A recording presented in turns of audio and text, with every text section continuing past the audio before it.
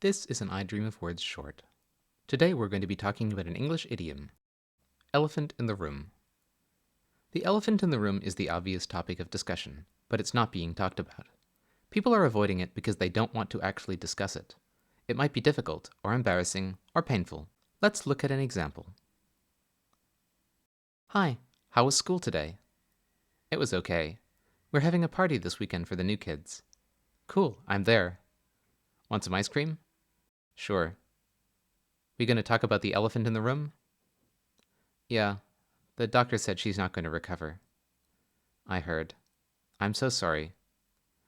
Me too, but it's easier not to cry if I don't talk about it too much.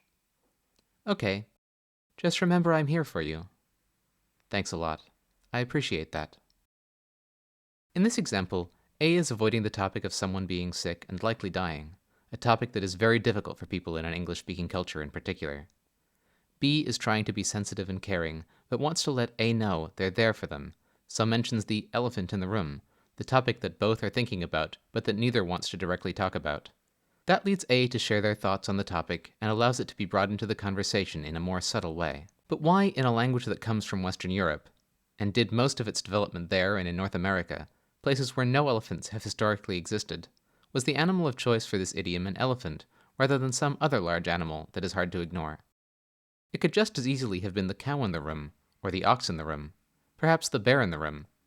If the expression had come from Canada, it would likely have been the moose in the room. Leaving aside the fact that a huge portion of English is derived from Sanskrit, a language native to the Indian subcontinent where elephants are plentiful, there are likely three reasons contributing to it.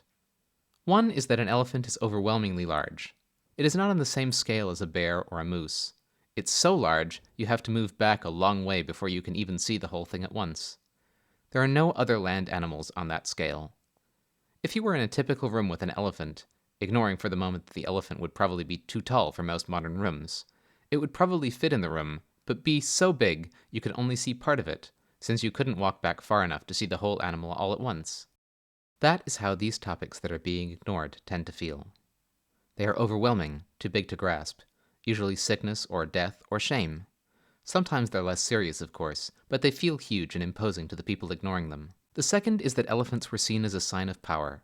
As the British Empire expanded into India and parts of Asia where elephants were common, not to mention exploring Africa, whose elephants were even more overwhelming to the people seeing them for the first time, the elephant became a sign of power.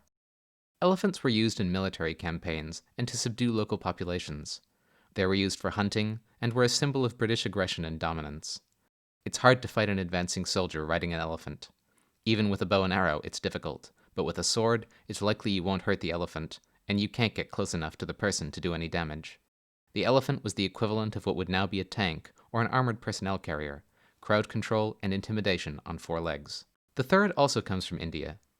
Ganesha, or Ganesh, is a Hindu deity, and there are statues in homes, gardens, and public places all over India. Many of these are beautiful, jeweled objects that are impossible to ignore.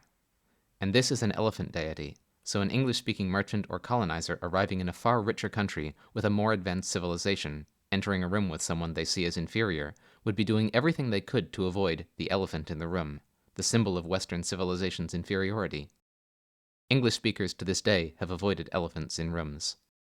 There are a few other possible reasons, including that if there is an elephant in the room, nobody wants to take responsibility for it getting in, so they simply try to ignore that it's there as much as possible. Whatever the true explanation, these should definitely help you remember for the next time one of your friends needs to talk about something, but is definitely avoiding it.